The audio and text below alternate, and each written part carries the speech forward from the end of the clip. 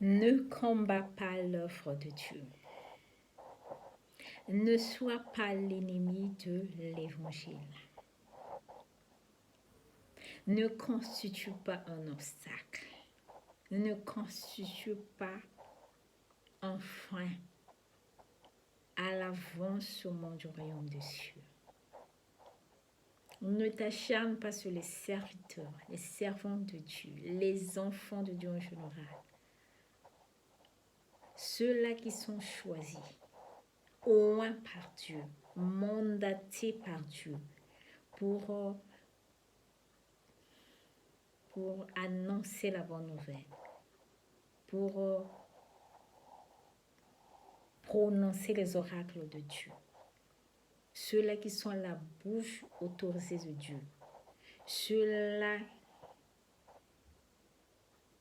qui parlent à la place de Dieu. Ne t'amuse pas à les combattre. Parce que quand tu combats un enfant de Dieu, si tu ne le sais pas de façon indirecte, c'est Dieu que tu combats. C'est à Dieu que tu déclares la guerre. Tu deviens l'ennemi principal de Dieu.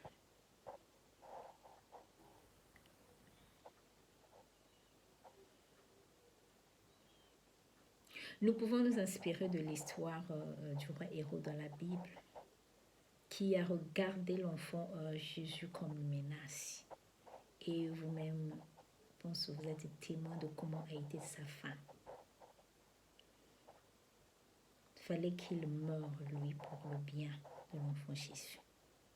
Nous pouvons aussi nous inspirer de l'histoire, toujours dans la Bible, du roi Hérode et son armée, du roi d'Égypte et son armée, qui ont combattu le peuple d'Israël, et de comment le piège s'est refermé sur eux, de comment ils ont été engloutis dans la mer Rouge. Vous savez comment a été leur fin. Il est encore préférable que le diable te combat, que le diable te fasse la guerre, et Dieu viendra ton secours. Et Dieu viendra pour te délivrer. Et Dieu viendra combattre pour toi. Mais quand c'est toi-même qui combats le Fils de Dieu,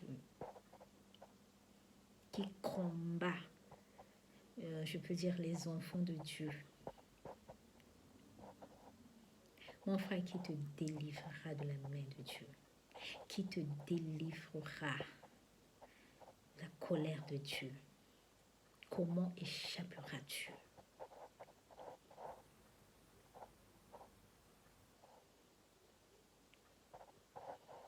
Même les animaux de la forêt,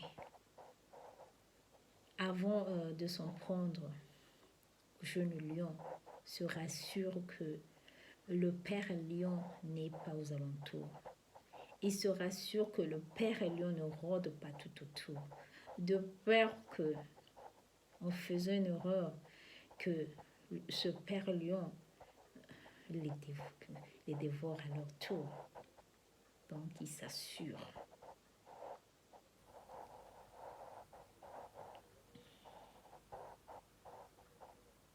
Maintenant, à combien plus forte raison, nous les enfants de Dieu, dont notre Père s'appelle le lion de la tribu de Juda.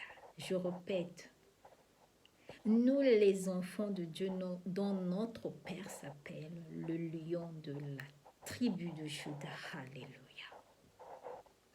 Combien plus forte raison.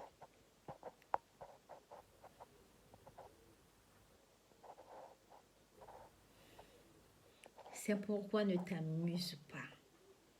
Ne t'amuse pas toi qui te plaît à tourmenter la vie des enfants de Dieu, à tourmenter la paix des enfants de Dieu, à être une pierre d'achoppement pour les enfants de Dieu. Ne t'amuse pas, parce que la colère de Dieu finira par s'abattre sur toi. Parce que la malédiction de Dieu ne tardera pas pour toi. La malédiction de Dieu ne tardera pas pour toi. Parce que la chicotte de Dieu n'est pas loin de toi. Ne t'amuse pas. Ne t'amuse pas à combattre les enfants de Dieu sans raison. Tu ne diras pas que je ne savais pas. Moi, toi, tu as la chance qu'on te le dise si tu ne savais pas. Et si tu le savais, tu continues à t'entêter. Tu finiras comme ceux-là qui ont combattu les enfants de Dieu, qui ont combattu Dieu lui-même. Tu finiras comme eux. Mais la volonté de Dieu est que tous soient sauvés. Et que tout soit sauvé. Et donc, ressaisis-toi. Ressaisis-toi, il n'est pas encore trop tard pour toi. Ressaisis-toi et change de comportement. Ressaisis-toi et change de vie. À bon entendeur, salut. Que Dieu vienne à ton aide. Merci beaucoup. À plus.